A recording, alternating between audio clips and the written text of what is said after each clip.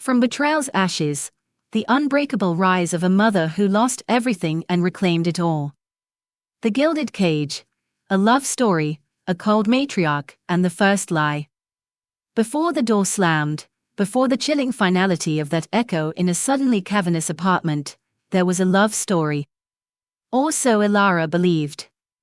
Just months earlier, her world hadn't been the stark, cold landscape of betrayal it was to become. It had been a sunlit dream, painted in the vibrant hues of Aurelia City. Ilara, a fledgling interior designer with a spirit as bright as the city's neon glow, had found her aspirations taking flight. And then, Julian Thorne had warped into her life, not with the fanfare one might expect from the heir to the formidable Thorne Legacy Corporation, but with a disarming smile and eyes that seemed to see straight into her soul. Their romance was a whirlwind, a dizzying dance through Aurelia's charming cafes and lamplit parks. Julian wasn't like the other scions of wealth Ilara had read about, those distant figures encased in arrogance and entitlement. He was kind, his attention a warm embrace that made her feel like the only woman in his universe. He listened, truly listened, to her dreams of transforming spaces, of bringing beauty into people's lives. He celebrated her small victories, his pride a mirror reflecting her own burgeoning confidence. It was easy to fall in love with him, to believe that this was different. This was real. One crisp autumn evening, as golden leaves skittered across cobblestone streets, Julian presented her with a small, velvet box. Inside lay an antique silver locket, intricately carved with a crest she didn't recognize the curious, almost serpentine design. "It's a Thorne family heirloom," he'd murmured, his voice soft as he fastened it around her neck. "It's said to protect true love." Ilara had clutched it, the cool metal a tangible promise against her skin. A family heirloom. A symbol of belonging. How could she have known the irony? Soon, Ilara's world expanded with a joy so profound it seemed to illuminate her from within. She was pregnant. With twins. Julian had been ecstatic, or so it appeared. He'd held her close, whispering promises of a future filled with laughter and tiny footsteps, promises she'd embroidered into the very fabric of her heart. The first tremor in her idyllic world came with an invitation, the command, really to a gala at the sprawling Thorne estate. The moment Ilara stepped into the grand hall, a confection of crystal chandeliers and ancestral portraits, she felt a chill that had nothing to do with the evening air. Women in extravagant gowns appraised her with cool, dismissive glances. And at the center of it all, like a spider in an opulent web, sat Vivian Thorne, Julian's mother. Impeccably dressed, her smile a thin, bloodless line, her eyes, the color of ice chips, dissected Ilara with an unnerving precision. Later, in a secluded alcove, under the guise of maternal advice, Vivian delivered her chilling verdict. "Love is a charming notion, my dear Ilara," she'd said, her voice a silken threat. "But in families like ours, it's a commodity, much like any other asset. And children." Here, a predatory gleam flickered in those glacial eyes. "Well, they are the ultimate investment. One must ensure they align with the family's portfolio, wouldn't you agree?" Ilara had felt a knot of ice form in her stomach. Portfolio. Investment. What did this have to do with the love she shared with Julian, with the lives growing inside her? After that night, the change in Julian was subtle at first, then undeniable. He became distant, his laughter less frequent, his touch less certain. There were hushed, tense phone calls with Vivian, conversations that ended with Julian looking strained and preoccupied. Ilara's unease grew into a gnawing anxiety. This wasn't the man she loved. Or was he? Had she ever truly known him? One afternoon, searching for a misplaced sketchbook in Julian's sleek, minimalist home office, her hand brushed against a pile of papers destined for the shredder. A few torn fragments caught her eye. Curiosity, or perhaps a desperate need for reassurance, made her piece them together. The words swam before her eyes, as of suitable lineage. Unapproved unions. Forfeiture of claims. It seemed to be a draft of a trust addendum, a brutal, clinical document designed to protect the Thorn Legacy Corporation from unsuitable entanglements. And she, clearly, was an unapproved union. When she confronted Julian, his carefully constructed composure shattered. He became defensive, angry even, accusing her of snooping, of not trusting him. But his eyes, they held a flicker of something else. Fear. And shame. The facade crumbled completely on that fateful morning, the one seared into her memory. Julian stood before her, his shoulders slumped, his face a mask of torment and bleak resignation. The man who had promised her forever looked like a stranger. "Mother," he began, his voice barely a whisper, yet every word a hammer blow against her heart. "She's right. We can't. I can't do this." He didn't elaborate. He didn't need to. The unspoken truth hung heavy in the air, thick with Vivian Thorne's cold ambition and Julian's devastating cowardice. He turned, a hollow shell of the man she thought she knew, and walked towards the door. No further explanation. No final glance. Just the decisive click of the latch. As the door slammed shut, a sound that would echo in her nightmares for years to come, the silver locket, the one he'd said protected true love, slipped from Ilara's numb fingers. It clattered onto the cold marble floor, the sound a small, sharp punctuation mark at the end of her shattered dreams. Abandonment. So absolute. So cruel. And in the echoing silence of her gilded cage, Ilara was left utterly alone, the weight of his betrayal a crushing force. The silence in the small Aurelia City apartment was a suffocating blanket, heavy with the absence of Julian Thorne and the crushing weight of his betrayal. Days bled into nights, each a fresh wave of raw grief for Ilara. How could a world so bright turn so dark, so fast? The city outside, once a canvas for her dreams, now felt like a labyrinth of indifference. She moved through it like a ghost, her vibrant spirit dimmed, struggling to care for her newborn twins through a haze of sleeplessness and a despair that gnawed at her soul. Julian's whispered promises of eternal love, the memories of his gentle touch, now replayed in her mind like acid, corroding the remnants of her shattered heart. Financial worries became a constant, unwelcome companion.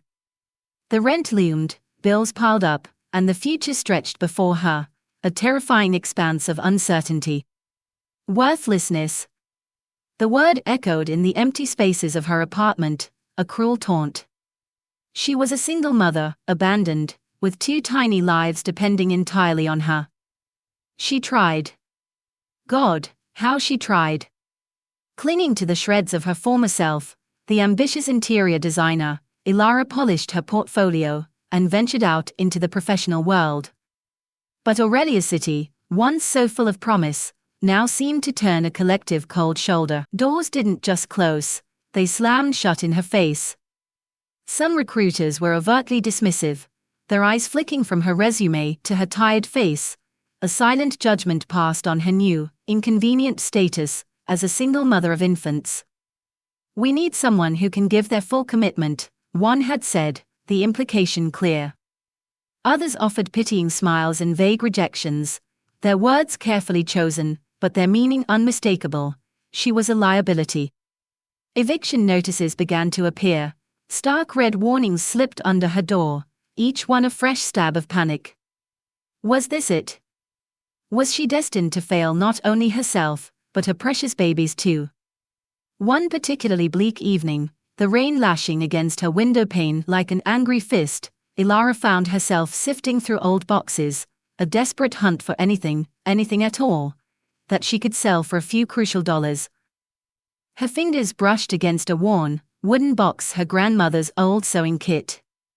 A wave of nostalgia, sharp and bittersweet, washed over her. She remembered long-ago afternoons, her grandmother's patient hands guiding hers, the hum of the ancient sewing machine a comforting lullaby.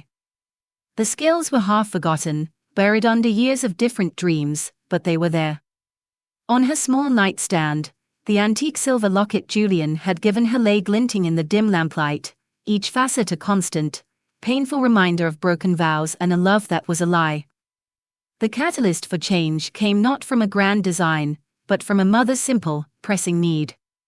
One of her twins, little Mia, had developed sensitive skin, her delicate flesh irritated and red from the rough-seamed, store-bought clothes Ilara could barely afford. Necessity, sharp and insistent, merged with a flicker of that old creative spark Ilara thought had been extinguished forever.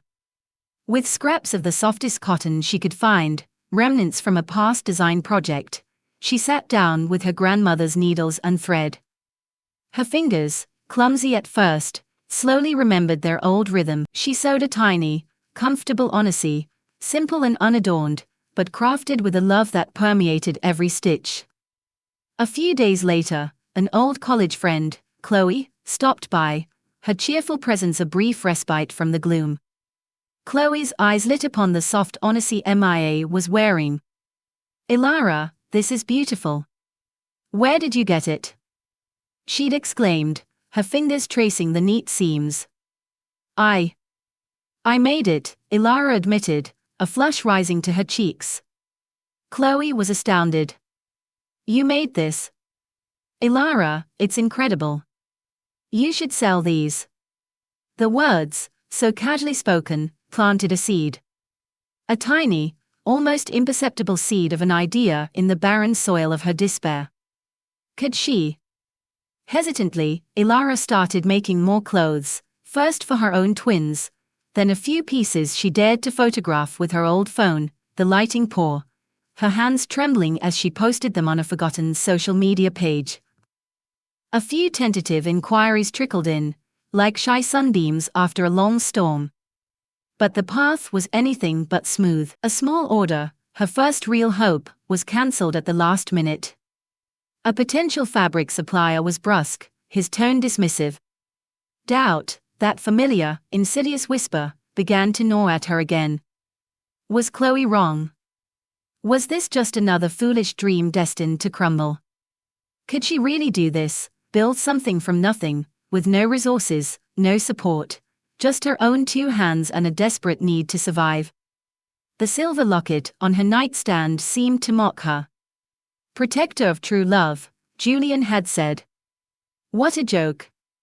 Then, one rain-swept night, as Ilara sat hunched over her meager accounts, the glow of her laptop screen illuminating her tired face, an email pinged in her inbox. Anonymous sender. The subject line simply read, "A little light." Her heart pounded as she opened it. Inside, there was no text, just a notification of a small, untraceable cryptocurrency deposit. Enough. Just enough to cover the looming rent and order a small batch of the premium, soft fabrics she'd been dreaming of using. And then, a second email from the same anonymous address arrived. This one contained a single, cryptic message, for the little stars. Don't let their light go out. Tears welled in Ilara's eyes. Who? Why? She had no answers, only this unexpected, anonymous lifeline. An act of pure, unlooked-for kindness in a world that had shown her so much cruelty. This, coupled with the unwavering, innocent gaze of her two babies, her little stars, fueled a new, fierce resolve within her. She would not let their light go out. She would not. She would call her nascent brand Starlight Threads. That night, for the first time in what felt like an eternity, Ilara didn't just see darkness. As she sketched designs late into the night, the distant, glittering lights of Aurelia City reflecting in her determined eyes, the silver locket, which she now found herself wearing, its cool metal a surprising comfort against her skin, no longer felt like a symbol of devastating loss. It felt different. A strange, almost watchful presence, a talisman, perhaps, for an unknown, unwritten future. A future she would now fight to create, one stitch, one thread, one tiny garment at a time. The path ahead was shrouded in uncertainty, a daunting climb from the depths, but a spark defiant and bright had finally been ignited. With every stitch Ilara sewed, she wasn't just piecing together fabric for Starlight Threads. She was mending the tattered edges of her own life. The path ignited by that anonymous spark of kindness and her own defiant resolve was steeper, more arduous than she could have ever imagined. Those first grueling months were a blur of relentless activity. Day bled into night, a relentless cycle of caring for her infant twins, their gurgles and cries the soundtrack to her frantic sewing. Her small Aurelia City apartment, once a cozy nest, transformed into a chaotic workshop. Bolts of soft fabric teetered in precarious stacks, spools of thread littered every surface, and the hum of her grandmother's borrowed sewing machine often filled the air well past midnight. Exhaustion became her constant companion, a heavy cloak she couldn't shrug off, yet she pushed on, fueled by a potent cocktail of desperation and a burgeoning, fragile hope. Financial pressure was a relentless beast, always snapping at her heels. The rudimentary website she'd cobbled together brought in a trickle of orders, barely enough to keep the wolves from the door. She pored over spreadsheets late at night, her eyes burning, trying to make pennies stretch into pounds. Ilara knew she needed to reach a wider audience. She spent precious hours she didn't have crafting careful emails to prominent parenting bloggers in Aurelia City, her heart pounding with a mix of hope and trepidation, as she described Starlight Threads, its ethos of comfort, quality, and love. Most emails went unanswered, vanishing into the digital ether. The silence was a deafening echo of her earlier job rejections, another painful reminder of how hard it was to be seen, to be heard. Was she just screaming into the void? The doubt was a cold whisper in the dead of night. And then, one ordinary Tuesday, the universe decided to spin on its axis. Anya Sharma, a hugely influential Aurelia City mom influencer, renowned for her impeccable, discerning taste and massive following, received a Starlight Threads honesty. It wasn't from Ilara directly, but a gift from a mutual acquaintance who'd been quietly impressed by one of Ilara's early creations. Anya, usually inundated with products, was immediately captivated. The design was simple yet elegant, the fabric unbelievably soft, the craftsmanship evident in every tiny stitch. She didn't just like it, she adored it. That afternoon, Anya posted a glowing, heartfelt review on her social media platforms, complete with artfully styled photos of her oven baby looking cherubic in the Starlight Threads design. She raved about the quality, the love that clearly went into each piece, and the inspiring story of a local single mother building her dream. The effect was instantaneous. Explosive, Ilara's phone began to buzz, then vibrate, then practically dance off her makeshift cutting table. Her rudimentary website, unaccustomed to such traffic, flickered and threatened to crash. Orders, dozens, then hundreds, flooded in. Ilara stared at her screen, her jaw slack with disbelief. It was a viral moment, the kind entrepreneurs dreamed of but rarely experienced. Overwhelmed but exhilarated, she called Chloe, then another friend, their combined efforts a frantic ballet of printing labels, folding tiny garments, and packing boxes that soon filled her living room. The demand was insatiable. Realizing she couldn't possibly keep up, Ilara, with a surge of courage born of necessity, found a small, ethical local workshop, run by a woman who understood her vision, to help with production. It was a terrifying leap of faith, investing money she barely had, but it was the only way. Starlight Threads began its ascent. The brand rapidly gained recognition, first locally, then beyond Aurelia City, for its unique, comfortable, and lovingly crafted children's clothing. Whispers turned into buzz.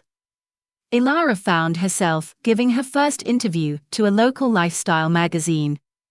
Sharing her story, the raw pain of her abandonment and the fierce determination that had driven her, was terrifying. Yet, as she spoke with quiet dignity, she felt a subtle shift within herself. She was no longer just Ilara, the single mother struggling to survive. She was Ilara, the founder of Starlight Threads, a symbol of resilience, her entrepreneurial journey inspiring others. With the brand's growing success, came a measure of financial stability. She moved her small family out of the cramped apartment into a slightly larger, brighter one, a space with more room for the twins to play and for Starlight Threads to breathe. She was no longer just surviving, she was, impossibly, beginning to thrive. One evening, the twins finally asleep, Ilara sat surrounded by swatches of new, promising fabrics, organic cottons in soft pastels, whimsical prints of tiny stars and moons. She was reviewing them for an upcoming collection when an email landed in her inbox. The subject line read, "Collaboration Inquiry, the Viridian Collection." Her breath hitched. The Viridian Collection was a major upscale department store, a name synonymous with luxury and quality, with flagship branches in prestigious cities like Cresthaven. Her hands trembled as she opened the email. They loved Starlight Threads. They wanted to discuss stocking her brand in their stores nationwide. It was an opportunity beyond her wildest dreams, a validation that Starlight Threads was truly making its mark. Her heart swelled with a dizzying mix of disbelief and profound gratitude. As she sat there, the email glowing on her screen, the vibrant fabric samples clutched in her hand, her phone buzzed on the table beside her. An unknown number. A text message. Short. Terse. Devastating. Ilara. It's Julian. We need to talk. The words hit her like a physical blow, sucking the air from her lungs. Julian. The past, a ghost she thought she had finally outrun, crashed into her hard-won present with the force of a tidal wave. Her heart hammered against her ribs, a wild, trapped bird. The Viridian Collection, the fabric samples, the triumph of moments before all forgotten. She stared at the phone, at his name, the letters seeming to writhe before her eyes, and the carefully constructed walls around her heart began to tremble. Her fingers hovered over the delete button, a war raging within her. Julian's unexpected message, those few terse words, had the power to unravel years of healing, to drag her back into the icy grip of a past she had fought so hard to escape. The Viridian Collection contract, a monumental achievement just moments before, now seemed a distant, hazy thing. But Ilara, the woman forged in the crucible of abandonment and single motherhood, was not the same fragile girl Julian Thorne had discarded. She took a deep breath, her gaze falling on a framed photo of her smiling twins. For them, for herself, she would not break. She would not be drawn back into his chaotic orbit of regret. She did not reply. Instead, with a resolve that felt like steel in her spine, she focused on the present, on the exciting future Starlight Threads was building. Days later, Ilara stood poised and radiant at a glittering Aurelia City charity gala. Starlight Threads was a prominent sponsor, a testament to its burgeoning success. As she mingled, accepting congratulations and sharing her vision, a movement across the crowded ballroom caught her eye. Her breath hitched. Julian. He looked older, the arrogant confidence that had once defined him replaced by a haunted, weary air. His eyes, when they found hers, were filled with a desperate, searching quality. He navigated the throng, his path unwavering, until he stood before her. Ilara, he began, his voice raspy with an emotion she couldn't, or wouldn't, decipher. You look incredible. I saw your interview, the one about Starlight Threads going national. It was remarkable. He paused, swallowing hard. I wanted to say, I'm sorry. For everything. I was a fool, a coward. Ilara met his gaze, her own calm, unwavering. The years of pain, the nights spent weeping into her pillow, the desperate struggle to survive, none of it showed on her serene face. Only strength. Your regret is your burden to carry, Julian, not mine, she said, her voice clear and steady, cutting through the ballroom's murmur. My life is full. It's full without you. And with a small, almost imperceptible nod, she turned and walked away, leaving him standing amidst the glitter and champagne, utterly stunned, the taste of ashes in his mouth. Closure. It was a quiet, internal click, the sound of a final door closing. For Julian, the preceding weeks had been a descent into a private hell. His life within the opulent confines of Thorn Legacy Corporation was a gilded cage of emptiness. Lavish parties felt like hollow charades, high-stakes business meetings a meaningless dance of power and greed. His mother, Vivian Thorn, was a constant, carping presence, her criticisms of his perceived lack of ruthlessness, his lingering softness, a daily irritant. "You are a thorn, Julian," she would remind him, her voice dripping with disdain. "Act like one." Then came the television interview. He'd been in his sterile, oversized office, idly flipping channels, when Ilara's face had filled the screen. Confident, articulate, successful, and radiant with a happiness that had nothing to do with him. Images of her with their children, laughing in a sun-drenched park, flashed across the screen. The carefully constructed walls of denial he'd built around his heart had shattered. The magnitude of his loss, the sheer, irreversible stupidity of his choice, hit him with the force of a physical blow. He had traded a universe of love for a kingdom of dust. That realization, that agonizing epiphany, had prompted his desperate text, his pathetic attempt to claw back something he had so carelessly thrown away. Ilara's calm, decisive rejection at the gala was the final nail in the coffin of his denial. That night, Julian returned to the cold splendor of the Thorn mansion and confronted his mother. The air in the grand salon crackled with a tension that had been brewing for years. "You destroyed my life," he accused, his voice raw with a pain Vivian had never witnessed in him. "Your manipulations, your obsession with control, with this legacy, it cost me everything that mattered." Vivian was unmoved, her expression one of bored impatience. "I secured your future, Julian. That girl, Ilara, was a distraction, a dalliance beneath your station. Thorn Legacy Corporation is your birthright, your destiny." But Julian was no longer the pliant son. Driven by a desperate need to understand the roots of her cruelty, he had delved into the Thorn family's meticulously guarded history. "A distraction?" he scoffed. "Like you were a distraction to my grandfather, mother. Forced into a loveless marriage with him to secure the Thorn fortune, to merge two dynasties, bartered like property. Is that the Thorn family way you were so keen to preserve for me? Is your cruelty just a twisted attempt to protect me from the same fate you endured?" For the first time, a flicker of something unreadable shock, pain, crossed Vivian Thorn's usually implacable features. Her composure, for a fleeting moment, wavered. It was the only crack Julian had ever seen in her iron facade. The third curiosity, her hidden past, now lay exposed, at least to him. "I may have lost Ilara and my children," Julian said, his voice heavy with a sorrow that seemed to age him decades. "But I refuse to lose my soul too, Mother. I'm done." He turned his back on her, on the suffocating opulence of the mansion.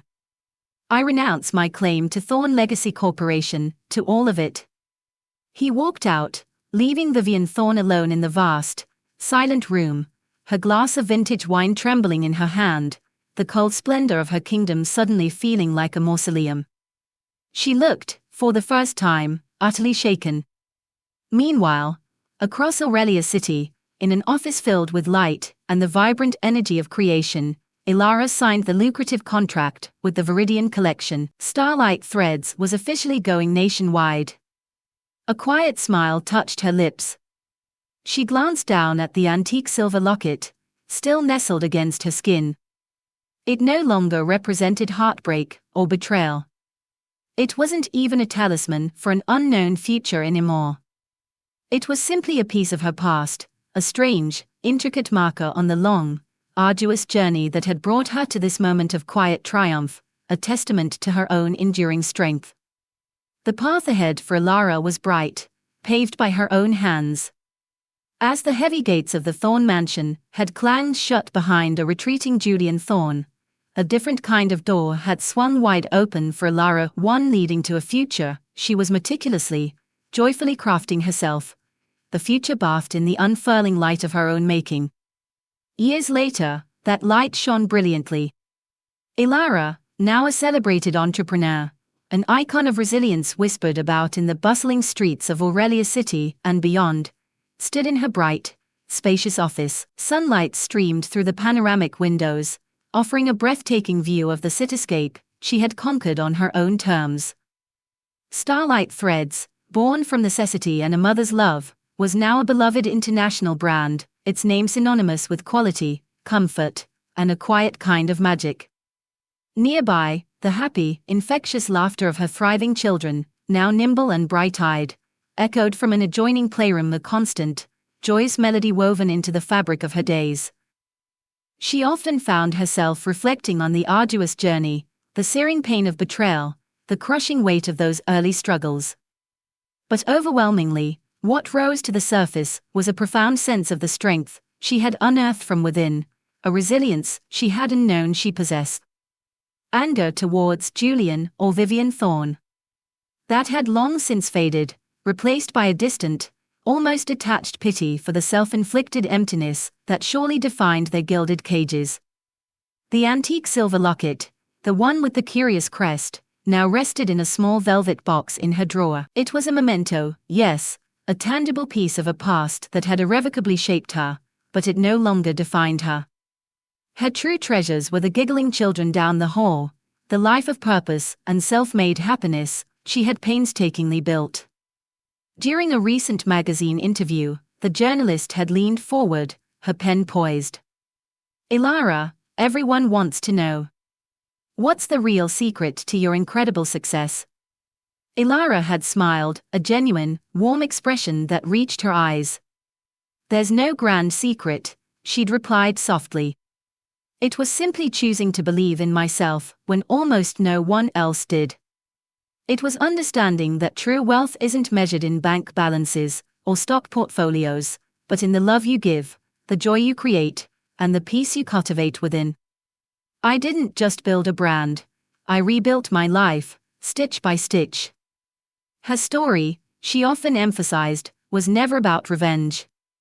It was about reclamation, the reclamation of her life, her power, her innate worth, and ultimately, her joy. That legacy of inspiration was vividly illustrated just last week. While walking in a sun-dappled Aurelia City Park with her children, their laughter dancing on the breeze, a young woman had approached her, eyes shining with unshed tears. "Ms. Ilara," she'd stammered. I just wanted to thank you. Your story, it gave me the courage to leave a terrible situation. I've even started my own small online craft business." Ilara's heart had swelled. This, she knew, was the true impact of Starlight Threads, far beyond the beautiful clothes. It was the ripple effect of hope, the empowerment of shared resilience.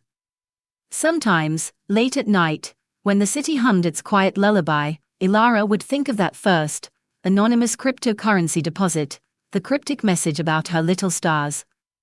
She'd learned, through a series of quiet inquiries over the years, that it likely came from a reclusive old friend of her grandmother's, a woman who, it turned out, knew the ancient, almost forgotten meaning of the crest on the silver locket, the symbol of protection for new beginnings, a gentle, unseen hand guiding her first faltering steps.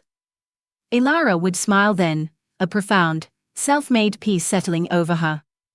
Her life was her own, built on strength, illuminated by love, and forever resilient.